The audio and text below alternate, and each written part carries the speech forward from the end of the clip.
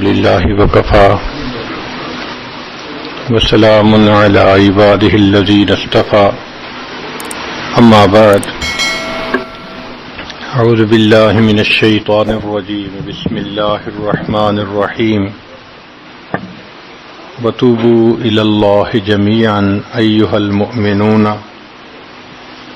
لعلكم تفلحون۔ انسان جو کام بھی شریعت و سنت کے خلاف کرتا ہے اس کو گناہ کہتے ہیں۔ اس گناہ سے توبہ کرنا لازم ہوتا ہے۔ ارشاد باری تعالی ہے وَتُوبُوا إِلَى اللَّهِ جَمِيعًا أَيُّهَا الْمُؤْمِنُونَ لَعَلَّكُمْ تُفْلِحُونَ، اور اے ایمان والو تم سب کے سب اللہ کے سامنے توبہ کرو تاکہ تم فلاح پا جاؤ۔ چنانچہ ابن تیمیہ رحمۃ اللہ علیہ نے الایمان الاوسط ایک کتاب ہے، اس میں 10 اسباب بتائے ہیں جن سے انسان کے گناہ معاف ہوتے ہیں۔ یہ 10 اسباب ہمیں زبانی یاد ہونے چاہیے تاکہ ہم ان کے ذریعے سے اپنے گناہوں کی بخشش کا بندوبست کر لیں۔ سب سے پہلا سبب استغفار۔ استغفار کہتے ہیں کہ اپنے گزرے ہوئے گناہوں پر نادم ہونا۔ شریعت نے کہا الندم توبۃ، ندامت یہ توبہ ہے، اور حدیث مبارکہ میں ہے کہ قیامت کے دن سب سے زیادہ خوش انسان وہ ہوگا من وجد فی صحیفتہ استغفارا کثیرا، جس کے نام اعمال میں کثرت کے ساتھ استغفار لکھا ہوا ہوگا۔ تو ہمیں کثرت سے استغفار پڑھنا چاہیے۔ چنانچہ ایک شخص حضرت حسن اللہ عنہ کے پاس آیا، حضرت بہت گناہ گار ہوں، کوئی عمل بتائیں۔ فرمایا استغفار پڑھو۔ ایک اور آدمی آیا، حضرت بارش نہیں ہو رہی، کوئی عمل بتائیں۔ فرمایا استغفار پڑھو۔ پھر ایک آدمی آیا کہ حضرت بہت قرضہ چڑھ گیا، دعا کریں کہ کوئی اسباب بن جائیں رزق کے، مال کے، تاکہ قرضہ اتر جائے۔ فرمایا استغفار پڑھو۔ پھر ایک شخص آیا کہ حضرت دعا کریں اللہ مجھے بیٹا دے دے۔ فرمایا استغفار کرو۔ ایک آدمی آیا میرا باغ ہے، دعا کریں کہ میرا پھل زیادہ لگے۔ فرمایا استغفار کرو۔ ایک آدمی آیا میری کھیتی باڑی کی زمین ہے، دعا کریں پانی اندر سے نکل آئے۔ فرمایا استغفار کرو۔ اب سننے والا حیران کہ مختلف لوگ مختلف ضروریات آ کر بیان کرتے رہے، سب کے لیے ایک ہی جواب۔ تو اس نے پوچھا کہ حضرت کیا مسئلہ؟ تو فرمایا کہ دیکھو یہ جواب میں نے اپنی طرف سے نہیں دیا، قرآن مجید سے دیا ہے۔ اللہ تعالیٰ ارشاد فرماتے ہیں قرآن مجید میں فَقُلْتُ اسْتَغْفِرُوا رَبَّكُمْ إِنَّهُ كَانَ غَفَّارًا۔ تو سب سے پہلے استغفار کرنے سے گناہوں کی بخشش ہوتی ہے۔ یرسل السماء علیکم مدرارا، تمہارے اوپر اللہ بارشیں برسائے گا۔ ویمددکم باموال، اللہ مال کے ذریعے تمہاری مدد کرے گا۔ وبنین، اور بیٹوں کے ذریعے مدد کرے گا۔ ویجعل لکم جنات، اور اللہ تعالیٰ تمہیں درختوں پہ پھل زیادہ عطا کرے گا۔ وَيَجْعَلْ لَكُمْ أَنْهَارًا، اور اللہ تعالیٰ تمہارے لیے زمین سے چشمے جاری فرما دے گا۔ آپ اگر غور کریں تو ہماری روزمرہ کی جو پریشانیاں ہیں وہ انہی میں سے ہیں۔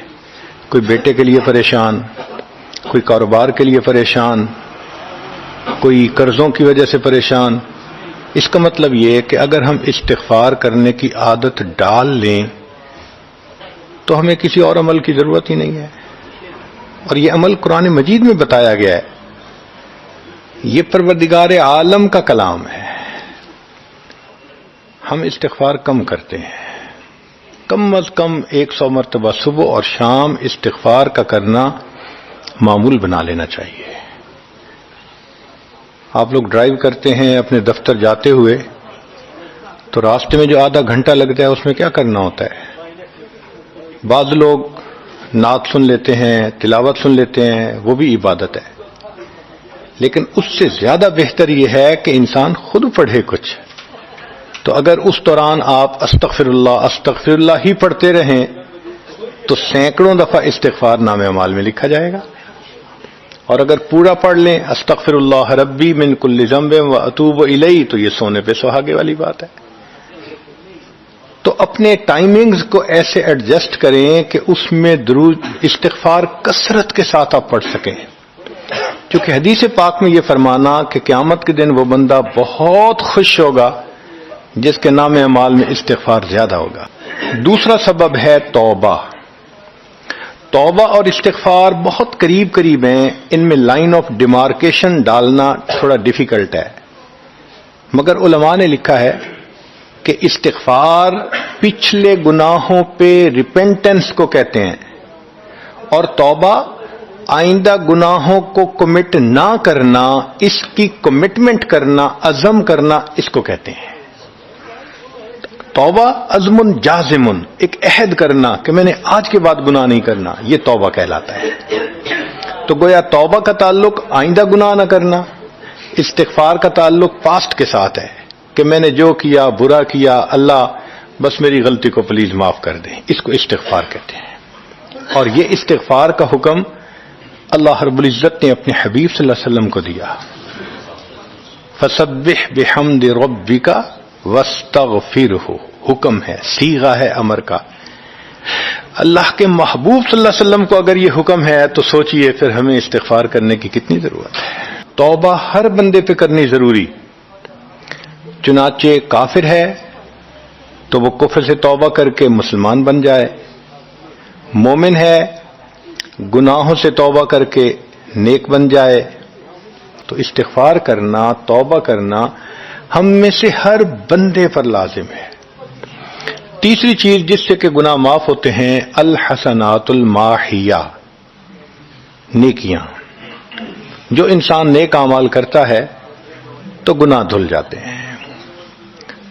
نیک اعمال کی مثال صابن کی ہے، گناہوں کی مثال میل کی سی ہے.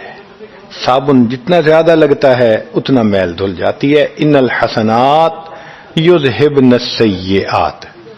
یہاں شیطان دھوکہ دیتا ہے. مثلا اگر کوئی بچہ تعلیم پا رہا ہے مگر کوئی گناہ بھی کرتا ہے، تیرے علم کا کیا فائدہ، گناہ تو چھوڑتا نہیں.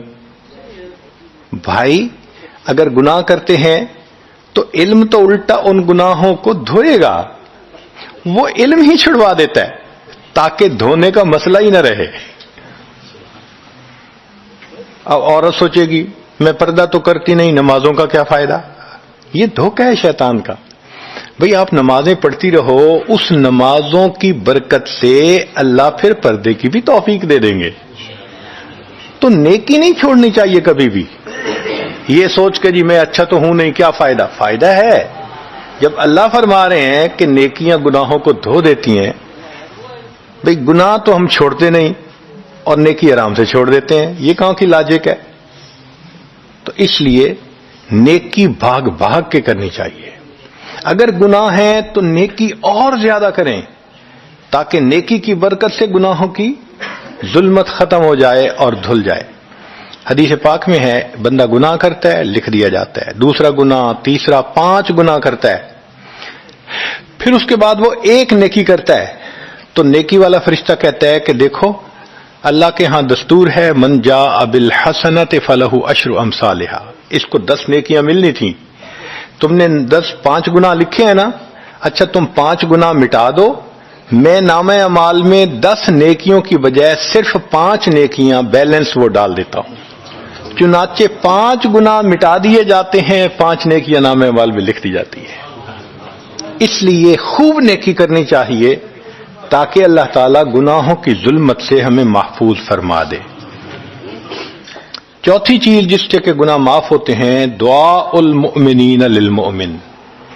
جو ایمان والے ایک دوسرے کے لیے دعائیں کرتے ہیں اس سے بھی گناہ معاف ہوتے ہیں. چنانچہ عمر لانو جا رہے تھے عمرے کے لیے، نبی علیہ السلام نے فرمایا اے بھائی ہمیں اپنی دعاؤں میں نہ بھولنا.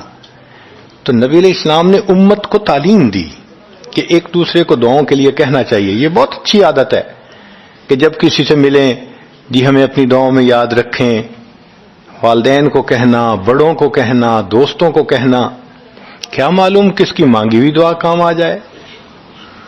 اس دعا کا فائدہ ہوتا ہے نا، تبھی تو قرآن مجید میں دعا سکھائی گئی، ربنا اغفر لنا ولاخواننا الذین سبقونا بالایمان، اے اللہ جو ہم سے پہلے ایمان والے چلے گئے ان کی بھی مغفرت فرما دے۔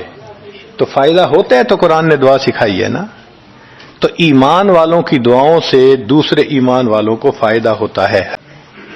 حدیث پاک میں ہے، مسلم شریف کی روایت ہے کہ اگر کوئی آدمی فوت ہو جائے اور 40 آدمی جنازہ پڑھ لیں جو ایمان والے ہوں، توحید والے ہوں، فرمایا ما من رجل مسلم یموت فیقوم علی جنازتہ 40 رجلا لا یشرکون باللہ شیئا الا شفعهم اللہ فی، اللہ 40 بندوں کی نماز جنازہ کو قبول کر کے میت کی مغفرت فرما دیتے ہیں۔ پانچواں عمل، ما یعمل للمیت من اعمال البر، ہم اپنے فوت شدہ لوگوں کے لیے جو نفل کے کوئی نیک کام کرتے ہیں اس سے بھی ان کے گناہ معاف ہوتے ہیں۔ مثلا صدقہ کر دیا، قرآن پاک پڑھا، ان کو بخش دیا، ان کی طرف سے عمرہ کیا، حج کیا، ان نفلی اعمال کا ثواب ان کو ملتا ہے، اس کی وجہ سے ان کے گناہوں کو معاف کر دیا جاتا ہے۔ چنانچہ حضرت شیخ الحدیث رحمۃ اللہ علیہ نے فضائل ذکر میں یا کسی اور کتاب میں واقعہ لکھا ہے کہ ایک اللہ والے تھے، قبرستان کے قریب سے جاتے ہوئے انہوں نے کچھ پڑھ کے قبرستان والوں کو بخش دیا۔ رات خواب دیکھا کہ وہی قبرستان والے ہیں اور ایک آدمی آتا ہے جیسے کوئی ڈاک تقسیم کرنے والا ڈاکیا ہوتا ہے، اور سب اس کی طرف بھاگ پڑتے ہیں جیسے ڈاک لینے کے لیے ہوں۔ ایک بندہ پیچھے آرام سے بیٹھا ہوتا ہے، وہ پوچھتا ہے کیا معاملہ؟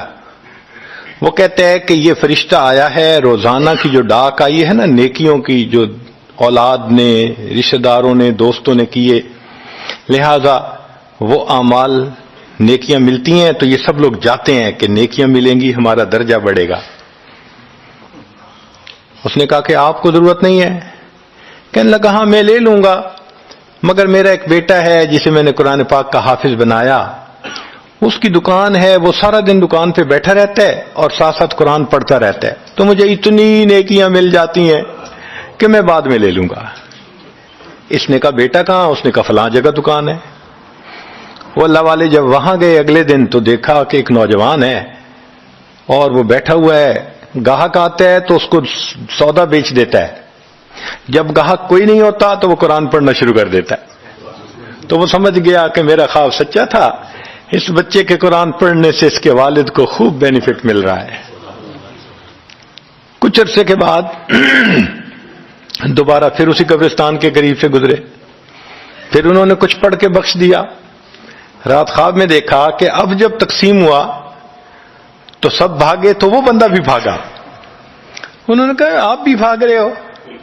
کہنے لگا ہاں میں اس لیے بھاگ رہا ہوں کہ میرا وہ بیٹا فوت ہو گیا، اب مجھے قرآن پڑھ کے بخشنے والا کوئی ایسا ہے نہیں، تو جو عام ایمان والوں کا ثواب آتا ہے میں بھی اسی میں سے اپنا حصہ لینے کے لیے جا رہا ہوں۔ تو ایمان والوں کے ان اعمال کا ثواب بھی ملتا ہے، اور اصل میں یہ اسی بندے کا اپنا عمل ہوتا ہے۔ یہ ذہن میں رکھنا کہ جو ایمان والے پڑھ کے بخشتے ہیں نا، اس کا ثواب کیوں ملتا ہے؟ اس کا اپنا عمل۔ دیکھو اس نے نیکوں سے تعلق جوڑا۔ وہ بھی تو ہوتے ہیں جن کے مرنے کے بعد پیچھے ریچھ کتے کی لڑائی کرواتے ہیں، میلے لگواتے ہیں، موسیقی کی محفلیں ہوتی ہیں، وہ بھی تو ہوتے ہیں نا، تو ان کو کچھ نہیں ملتا۔ اس بندے نے نیکوں سے محبت کی، یہ اس کا اپنا عمل ہے، اس کی محبت کی وجہ سے اب یہ لوگ اس کو پڑھتے ہیں، اللہ اس کو ثواب پہنچا دیتے ہیں، تو اس کے اپنا عمل ہے اصل میں۔ چھٹی چیز جس کی وجہ سے گناہ معاف ہوتے ہیں، المصائب التی یکفر اللہ بها الخطایا فی الدنیا، دنیا میں انسان کو جو مشکلات، تکلیفیں، مصیبتیں پہنچتی ہیں ان کی وجہ سے گناہ معاف کر دیے جاتے ہیں۔ کوئی مصیبت دنیا میں پہنچتی ہے گناہ معاف ہوتے ہیں۔ چنانچہ نبی علیہ السلام تشریف فرما تھے، چراغ بجھ گیا، نبی السلام نے فرمایا انا للہ و انا الیہ راجعون، ام المومنین عائشہ صدیقہ نے پوچھا اے اللہ کے حبیب صلی اللہ علیہ وسلم یہ تو پڑھتے ہیں جب کوئی آدمی فوت ہو جاتا ہے. فرمایا عائشہ مومن کو جو بھی دنیا میں تکلیف غم پہنچتا ہے اگر وہ اس کے اوپر انا للہ پڑھ لے اس کو ثواب ملتا ہے. تو سوچنے کی بات ہے چراغ کے بجھنے پر اگر ثواب ملتا ہے تو کسی عزیز کی زندگی کا چراغ بجھ گیا اس پر کتنا ثواب ملے گا. اس لیے تکلیف آئے تو پریشان ہونے کی بات نہیں ہوتی، صبر کرنے کی بات ہوتی ہے. انسان بے صبری کے ذریعے خواہ مخواہ اس تکلیف پر ملنے والے ثواب سے اپنے آپ کو محروم کر دیتا ہے. بے صبری سے تکلیف ختم نہیں ہوتی، ثواب ملنا بند ہو جاتا ہے. تو بے صبری کا کیا فائدہ؟ اور ہو سکتا ہے کہ یہ مصیبت جو آئی یہ بندے نے خود مانگی ہو. یہ بھی عجیب بات ہے. آپ کہیں گے جی کوئی بندہ مصیبت تو نہیں مانگتا. ہاں ہو سکتا ہے مانگی ہو. کیسے کہ دعا مانگی اللہ مجھے قیامت کے دن میرے محبوب صلی اللہ علیہ وسلم کے ہاتھوں حوض کوثر کا جام عطا کر دینا. اللہ نے دعا قبول کر لی. عمل تو ہے نہیں کہ یہ نعمت نصیب ہو. تو اب کیسے ملے گا؟ اللہ تعالی بیماری مصیبت پریشانی کچھ اس کے اوپر بھیج دیتے ہیں. اگر یہ بندہ اس پر صبر کر لیتا ہے اس کو بہانہ بنا کر اللہ اس کو وہ نعمت عطا فرما دیتے ہیں. چنانچہ ایک بزرگ تھے 70s میں تھے، بیوی بھی اسی طرح بہت نیک تھی. بیوی نے کہا کہ میرا بڑا دل چاہتا ہے کہ نبی علیہ الصلوۃ والسلام کا دیدار نصیب ہو. میں بڑا درود شریف پڑھتی ہوں نفل پڑھتی ہوں مگر مجھے واضح زیارت نہیں ہوئی. آپ کو کوئی عمل آتا ہو تو بتا دیں. انہوں نے کہا عمل آتا ہے کرو گی؟ کہا بالکل کروں گی. کہنے لگے اچھا جمعہ کا دن آ رہا ہے خوب نہا دھو کے وہ جو دلہن والے کپڑے تھے نا تمہارے کناری والے گوٹے وہ پہننا اور میک اپ کرنا خوشبو لگانا اور میں بس جمعہ پڑھ کے آؤں گا تو پھر ٹھیک ہے. اس نے کہا بہت اچھا. وہ اللہ کی بندی نہائی دھوئی دلہن کی طرح خوب تیار ہوئی کپڑے دلہن والے پہنے. ان بزرگوں نے جمعہ کی نماز پڑھی تو ساتھ بھائی کا گھر تھا اس کی یعنی ان کی بیوی کا. تو بیوی کے بھائی کے گھر چلے گئے. اس کو جا کے کہا میری عمر دیکھو اور آ کے اپنی بیوی بہن کی حالت دیکھو. اس نے کہا کیا مسئلہ؟ وہ ساتھ آ گیا. اور جب گھر آ کے اس نے دیکھا تو بیوی تو دلہن بنی بیٹھی ہے. بھائی کو غصہ آیا تمہیں اپنی یہ تمہاری عمر اور یہ تمہارے لچھن. اس نے تو ڈانٹا اور وہ بیچاری روئی اس کا دل ٹوٹا. رو رو کے حال برا سو گئی. اللہ کی شان کہ اس نیند میں اس کو نبی علیہ السلام کی زیارت نصیب ہو گئی. اب وہ اٹھی تو وہ خوش بھی ہے اور پریشان بھی ہے. خوش اس بات پہ کہ زیارت ہو گئی اور پریشان اس بات پہ کہ میاں نے کیا کیا، خود کہا دلہن بنو اور خود بھائی سے مجھے ڈانٹ پڑوا دی. تو پھر اس نے پوچھا کہ آپ نے ایسا کیوں کیا؟ انہوں نے کہا دیکھو میں تمہاری زندگی کو قریب سے جانتا ہوں. میں نے تمہیں اتنا پیار محبت سے رکھا ہے کہ تمہیں زندگی کے کوئی تکلیف نہیں پہنچنے دی. میں نے تم نے عبادت کی انتہا کی ہے مگر کچھ نعمتیں ہوتی ہیں جو دل ٹوٹنے پہ ملتی ہیں. تو تمہارا تو کبھی دل ٹوٹا نہیں. تو میں نے ایک بہانہ بنایا کہ تمہیں کہا دلہن بنو، بھائی کو شکایت لگا دی اس نے ڈانٹ پلا دی تمہارا دل ٹوٹا. اللہ کو رحم آ گیا. اللہ تعالیٰ ٹوٹے دلوں پر رحم فرما دیتے ہیں. تو ممکن ہے کہ یہ مصیبت یہ پریشانی اللہ کی طرف سے ہمارے لیے انعام کا سبب بن کے آئی ہو. اللہ کو بڑا ترس آتا ہے اس بندے پر جس پر کوئی مصیبت آتی ہے پریشانی آتی ہے. پھر ساتویں چیز جس سے کہ گناہ معاف ہوتے ہیں ما يحصل فی القبر من الفتنة والزغطة والروعة. قبر کے اندر انسان جب جائے گا تو اس کو وہاں پر زغط قبر پیش آئے گا. قبر دباتی ہے. اس قبر کے دبانے سے بھی گناہ معاف ہوتے ہیں اور یہ زغط قبر ہر کسی کو پیش آئے گا. سعد لانو ایک صحابی ہیں، نبی علیہ السلام نے ان کا جنازہ پڑھایا اور اللہ کے محبوب صلی اللہ علیہ وسلم پنجوں کے بل چلنے لگے. تو صحابی نے پوچھا اے اللہ کے حبیب صلی اللہ علیہ وسلم آپ ایسے چل رہے ہیں؟ فرمایا سعد کی نماز جنازہ میں شرکت کے لیے اتنے فرشتے آسمان سے اتر آئے، مجھے پاؤں رکھنے کی جگہ نہیں مل رہی۔ یہ پھر حدیث پاک میں آتا ہے کہ نبی علیہ السلام نے فرمایا سعد کی وفات پر اللہ کا عرش بھی 3 دن تک روتا رہا۔ جن کی وفات پہ اللہ کا عرش روئے، اللہ کے فرشتے جنازے میں اتریں، کیسے اللہ کے مقبول بندے ہوں گے؟ پھر نبی علیہ السلام نے فرمایا سعد کو بھی ضغط قبر پیش آیا۔ تو اس کا مطلب یہ ہے کہ یہ ضغط قبر تو پیش آنا ہی ہے، ہر کسی کو آنا ہے۔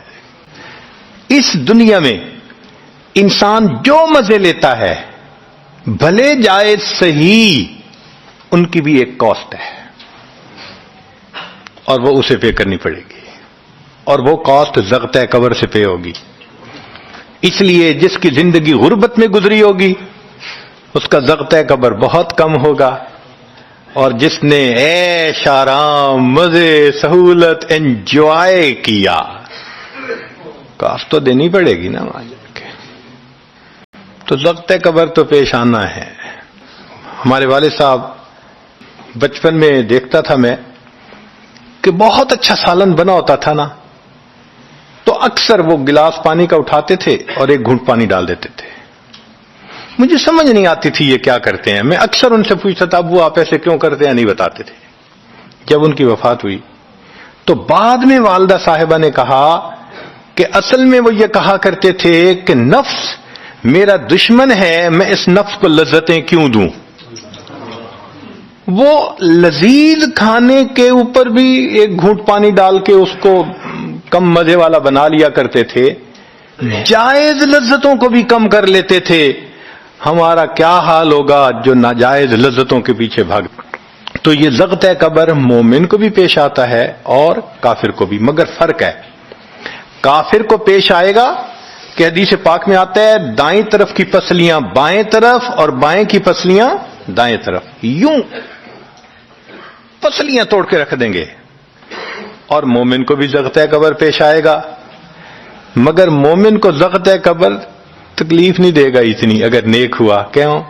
اچھا آپ بتائیں سر میں درد ہو تو آپ کہتے ہیں نا ذرا سر دبا دو، تو تکلیف ہوتی ہے یا راحت ملتی ہے؟ سر دبانے سے راحت ملتی ہے۔ جس طرح سر درد میں کوئی دبائے سر کو راحت ملتی ہے، ایسے ہی مومن کو ضغط قبر تو پیش آئے گا مگر مومن کے لیے راحت کا سبب ہوگا۔ 8ویں چیز جس سے کہ گناہ معاف ہوں گے، احوال یوم القیامت وقربها وشدائدها، قیامت کے دن جو انسان کو ایک وحشت کی کیفیت ہوگی، ہول کی کیفیت ہوگی، خوف ڈر کی کیفیت ہوگی۔ اللہ اکبر۔ امام غزالی رحمۃ اللہ علیہ نے تفصیل لکھی ہے کہ سارے لوگ کھڑے ہوں گے اور سورج بہت قریب ہوگا، پسینے میں شرابور ہوں گے۔ اللہ اکبر۔ اس وقت جہنم کے اندر ابال آئے گا اور جہنم کے اندر سے انگارے اٹھ کر اوپر جائیں گے اور واپس گریں گے۔ فرماتے ہیں اس وقت انبیاء میں سے کوئی نبی بھی ایسا نہیں ہوگا جس کو یہ ڈر نہ ہو کہ کہیں انگارے میرے اوپر نہ آ جائیں۔ اگر انبیاء بھی تھرا رہے ہوں گے، ہمارا اس دن کیا حال ہوگا؟ تو قیامت کے دن کی دہشت اور وحشت کوئی چھوٹی چیز نہیں ہے، مگر اس سے بھی اللہ تعالیٰ ایمان والوں کے گناہوں کو معاف فرما دیں گے۔ پھر 9ویں چیز جس سے کہ گناہ معاف ہوں گے، شفاعت النبی صلی اللہ علیہ وسلم فی اہل الذنوب یوم القیامہ، قیامت کے دن اللہ کے پیارے حبیب صلی اللہ علیہ وسلم جو اپنی امت کے لیے شفاعت فرمائیں گے، اللہ اس پر بھی امتیوں کے گناہوں کو معاف فرما دیں گے۔ نبی اسلام نے ارشاد فرمایا کہ اللہ رب العزت نے ہر نبی علیہ السلام کو ایک ایسی دعا مانگنے کا اختیار دیا کہ جیسی دعا مانگی جائے گی منوان قبول ہو جائے گی۔ تو انبیاء نے دعائیں مانگی، تو صحابی نے پوچھا اے اللہ کے حبیب صلی اللہ علیہ وسلم آپ کو بھی اختیار دیا گیا؟ فرمایا مجھے بھی اختیار دیا گیا۔ اے اللہ کے حبیب صلی اللہ علیہ وسلم آپ نے کیا دعا مانگی؟ فرمایا میں نے کوئی دعا نہیں مانگی، میں نے اس کو ذخیرہ رکھ لیا، قیامت کے دن جب میری گنہگار امت کا حساب ہوگا اس وقت میں وہ دعا مانگوں گا، امت کو لے کے جنت میں جاؤں گا۔ اللہ کے محبوب صلی اللہ علیہ وسلم کو امت سے کتنا پیار تھا. کوئی ماں اولاد کے لیے 23 سال نہیں روتی. جوان بیٹا فوت ہو 2-4 مہینے رو کے پھر نارمل لائف ہو جاتی ہے. کوئی باپ اولاد کے لیے 23 سال نہیں روتا. اللہ کے پیارے حبیب صلی اللہ علیہ وسلم امت کے لیے 23 سال آنسو بہاتے. رب امتی رب امتی رب امتی دعا مانگتے تھے. لمبے سجدے. ام المومنین عائشہ صدیقہ عنہا فرماتی ہیں کہ محبوب صلی اللہ علیہ وسلم کے آنسو جو مصلی پہ گرتے تھے مجھے لگتا تھا کہ بارش کے قطرے زمین کے اوپر گر رہے ہیں، ایسے آواز محسوس ہوتی تھی. اور اتنا لمبا سجدہ ہوتا تھا کہ کبھی کبھی میں اٹھ کے محبوب صلی اللہ علیہ وسلم کے پاؤں کے انگوٹھے کو ٹچ کرتی تھی کہ ابھی جان تو سلامت ہے نا. تب مجھے احساس ہوتا تھا نہیں ابھی تک زندہ ہے. سجدہ لمبا ہو گیا. اتنا لمبا سجدہ کس کے لیے؟ اللہ امت کو گناہوں کو معاف فرما دے، امت کے گناہوں کو معاف. چنانچہ جب نبی علیہ الصلوۃ والسلام پر آخری یعنی مرض آئی، بیماری کی کیفیت آئی، تو اللہ کے حبیب صلی اللہ علیہ وسلم کو بخار بہت تیز ہو گیا تھا.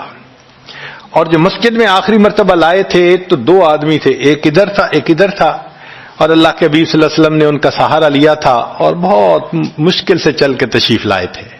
یہ آخری نماز تھی. پھر واپس تشریف لے گئے، بخار اور تیز ہو گیا. سیدہ عائشہ صدیقہ عنہا فرماتی ہیں کہ میں نے اوپر کپڑا سا ڈال دیا، کپڑے کے اوپر سے مجھے گرمی محسوس ہو رہی تھی. میں نے پانی کا ایک پیالہ پیش کیا. اللہ کے حبیب صلی اللہ علیہ وسلم پانی کے پیالے میں ہاتھ مبارک ڈالتے تھے اور اپنے چہرے پہ لے رہے تھے. اور جسم تھا کہ جیسے کوئی گرم چیز میں سے گرمی نکل رہی ہوتی ہے، اس طرح وہ بخار سے دہک رہا تھا. فرماتی ہیں کہ مجھے محسوس ہوا کہ یہ تو بہت تیز بخار ہے، کبھی ایسا نہیں دیکھا. تو میں نے پوچھا اے اللہ کے حبیب صلی اللہ علیہ وسلم، بخار ایسا تو کبھی نہیں دیکھا، اتنا زیادہ تیز اتنا زیادہ تیز. نبی علیہ السلام نے فرمایا عائشہ، مومن کو سکرات موت کے وقت جو تکلیف ہوتی ہے اس پر بھی اس کے گناہ معاف ہوتے ہیں. میں نے اللہ سے یہ دعا مانگی تھی، اللہ جب میری سکرات کا وقت آئے تو مجھے تکلیف زیادہ دے دینا اور اس کے بدلے اللہ میری امت کے گناہوں کو معاف فرما دینا. عائشہ یہ وہ سکرات ہے جس کی وجہ سے مجھے تکلیف بہت ہے. اللہ کے محبوب صلی اللہ علیہ وسلم کو اتنی تکلیف ہو رہی تھی. اتنے میں اطلاع ملی، دروازہ کھٹکھٹایا گیا. پوچھا کون؟ جواب ملا جبریل علیہ السلام اور اسرائیل علیہ السلام اجازت مانگتے ہیں آنے کی. نبی علیہ السلام نے فرمایا جبریل اندر آ جائیں. تو جبریل آئے. اے اللہ کے حبیب صلی اللہ علیہ وسلم، اللہ نے آپ کو یاد فرمایا ہے. نبی علیہ السلام نے فرمایا جبریل اللہ تعالیٰ سے پوچھ کے یہ پہلے بتاؤ میرے بعد میری امت کا کیا حال ہوگا، پہلے پوچھ کے بتاؤ. جبریل علیہ السلام نے اللہ تعالیٰ سے پوچھا. رب کریم نے کہا، فرمایا میرے محبوب سے جا کر کہہ دو اے محبوب آپ کے بعد آپ کی امت کو تنہا نہیں چھوڑیں گے. جب نبی علیہ السلام کو تسلی ہو گئی، محبوب نے فرمایا اچھا ملک الموت کو بھی اندر آنے دو. اللہ کے محبوب صلی اللہ علیہ وسلم کو امت سے ایسی محبت تھی. اللہ اکبر. چنانچہ حدیث پاک میں ہے کہ نبی علیہ الصلوۃ والسلام نے فرمایا خیرت بین ان یدخل نصف امتی الجنہ و بین شفاعہ. اللہ رب العزت نے مجھے چوائس دیا، اختیار دیا کہ اے میرے حبیب صلی اللہ علیہ وسلم آپ چاہیں تو آپ کی آدھی امت کو بلا حساب جنت بھیج دیں گے، اور آپ چاہیں تو جن کی آپ شفاعت کریں ان کو بھیجیں گے. نبی علیہ السلام فرماتے ہیں فاخترت الشفاعہ، میں نے شفاعت کو چن لیا، لأنہا اعم و اکثر، اس لیے کہ میری شفاعت پر آدھی سے زیادہ امت کے لوگ جنت میں چلے جائیں گے. اللہ اکبر. پوچھنے والے نے پوچھا اے اللہ کے حبیب صلی اللہ علیہ وسلم اترونہا للمتقین، کیا آپ کی شفاعت نیکوں کے لیے ہوگی؟ فرمایا لا ولکنہا للمذنبین الخطائین المتلوثین، نہیں میری شفاعت میرے امت کے گناہگاروں کے لیے ہوگی. اللہ کے حبیب صلی اللہ علیہ وسلم کی شفاعت کا نصیب ہو جانا یہ بھی گناہوں کی بخشش کا سبب ہے. مگر شفاعت کس کو نصیب ہوگی اس کی بھی تفصیل سن لیجئے. کچھ لوگ ہوتے ہیں سنت کو دیکھتے ہیں ان کا دل خوش ہو جاتا ہے, وہ سنت رکھنے والے کو انکریج کرتے ہیں, اس کو مورل سپورٹ دیتے ہیں, نہیں تم نے اچھا کیا. اور کچھ وہ ہوتے ہیں کہ جو دیکھتے ہیں چہرے پہ سنت سجی, کیا ملا بن گئے, کیا تم نے چہرے پہ کر لیا. علماء نے لکھا جس نے سنت کو دیکھ کر ناگواری کا اظہار کیا اس نے اپنے آپ کو شفاعت سے محروم کر لیا. یہ نہیں ہے کہ ہم سنت کا مذاق بناتے پھریں اور ہمیں شفاعت نصیب ہوگی, نہیں. احترام ہو دل میں سنت کا. نبی علیہ الصلوۃ والسلام کی ایک ایک سنت پہ قربان ہو انسان. جب یوں محبت ہوگی تو پھر نبی علیہ الصلوۃ والسلام کی شفاعت بھی ان کے لیے ہوگی. 10واں سبب جس سے کہ گناہ معاف ہوں گے, رحمت اللہ وعفوہ ومغفرتہ بلا سبب من العباد. قیامت کے دن انبیاء کرام شفاعت کریں گے, بخشش ہوگی, پھر علماء کریں گے, شہداء کریں گے, پھر سب جنتی شفاعت کریں گے, حتیٰ کہ کوئی ایسا نہیں رہے گا کہ جو کسی اور کی شفاعت کرے. اور وہ لوگ جہنم میں ہوں گے کہ جن کا کوئی جنتی واقف ہی نہیں ہوگا. اللہ اکبر. سالوں وہ جہنم میں جلتے رہیں گے, جلتے رہیں گے. پھر ایک وقت آئے گا کہ ان میں سے جن کے دل میں تھوڑا سا بھی ایمان ہوگا نا, اگرچہ اس کی شفاعت کرنے والا کوئی نہیں ہوگا, ان کو بھی اللہ بخشنے کا سبب بنائیں گے. وہ کیسا ہوگا؟ حدیث پاک میں آتا ہے کہ یہ جو ایمان والے ہوں گے نا, ان کے اور کافروں اور مشرکین کے درمیان جو دیوار تھی نا آگ کی, اس کو ذرا ٹرانسپیرنٹ اللہ بنائیں گے. تو مشرکین دیکھیں گے اور کہیں گے اوہ ہم تو جل ہی رہے تھے, اور تم تو کلمہ پڑھتے تھے, تم بھی یہاں جل رہے ہو. تو وہ جب ان کو کلمے کا تانا دیں گے کہ تمہارا نام تو مسلمانوں والا تھا نا, تو اس وقت وہ جہنمی اللہ سے فریاد کریں گے, اللہ تیری توحید کا تانا دیتے ہیں, کہاں گیا تمہارا خدا, تم بھی ہمارے ساتھ جل رہے ہو. جب وہ فریاد کریں گے اللہ تعالیٰ جبرائیل علیہ السلام کو فرمائیں گے جبرائیل جاؤ, جس کے دل میں ذرہ برابر بھی تمہیں ایمان نظر آتا ہے اس کو بھی جہنم سے نکالنا, ان کو بھی جہنم سے نکال دیا جائے. پھر اس کے بعد وہ بچیں گے کہ جن کا ذرہ ایمان بھی نہیں فرشتے کو نظر آئے گا, مگر اللہ فرمائیں گے انبیاء نے بھی شفاعت کر لی, شہداء نے بھی, علماء نے بھی, جنتیوں نے بھی, اب میں اپنی رحمت کا اظہار کرتا ہوں, میں بھی تو بندوں سے محبت کرتا ہوں. حدیث پاک میں ہے ثلاث حشیات, یوں کر کے اگر گندم ہونا اور انسان دونوں ہاتھوں کو ایسے کرے تو اس کو لپ کہتے ہیں, لپ بھرنا. تو اس میں ہزاروں چاول کے دانے آ سکتے ہیں. سوچئے اللہ رب العزت لپ بھریں گے تو وہ کتنی بڑی ہوگی, کھربوں لوگ ہوں گے. ایک لپ کو بھر کے نکالا جائے گا, پھر دوسری کو نکالا جائے گا, پھر تیسری لپ بھر کے نکالیں گے. پھر ایک حوض ہوگا, کہا جائے گا جہنمی کو اغتسل فی ھذا الغدیر, اس حوض کے اندر تم جاؤ غسل کرو. جب وہ غسل کریں گے بالکل ان کے جسم صحیح سلامت ہو جائیں گے. پھر اللہ تعالیٰ ان کو جنت عطا فرمائیں گے, مگر ان کے ماتھے پر لکھا ہوا ہوگا اتقاء الرحمن, کہ رحمان نے اپنی رحمت سے ان کو رعایتی پاس کر دیا. وہ جنت میں جائیں گے. اب جو جنت میں جائیں گے تو جنتی لوگ ان کے ساتھ ملیں گے, خوش ہوں گے, مگر کہیں کہیں کوئی ان کو کہے گا ہم تو اللہ کے فضل سے سیدھا آ گئے, تم تو وایا فلاں جگہ سے آئے ہو نا, رعایتی پاس ہو. اب جب ان کو رعایتی پاس کا تانا ملے گا تو ان کو عجیب لگے گا. پھر ایک وقت آئے گا کہ یہ سب اتقاء الرحمن اللہ کے سامنے فریاد کریں گے, اللہ آپ نے اپنی رحمت سے جہنم سے نکال دیا, جنت بھیج دیا, یہ جو مہر ایک لگا دی یہ بھی تو اتار دیجئے نا. تو اللہ تعالیٰ ان کی مہر کو ختم فرمائیں گے اور یہ جنت میں رہنے لگ جائیں گے۔ امام غزالی رحمت اللہ علیہ اس واقعے کو نقل کرنے کے بعد لکھتے ہیں میرا کوئی عمل ایسا تو نہیں کہ میں امید کروں کہ میں جنت چلا جاؤں گا، کاش اللہ مجھے ان اتقاء الرحمان میں شامل فرما لیتے، کاش کہ اللہ تعالیٰ مجھے ان اتقاء الرحمان میں شامل فرما لیتے۔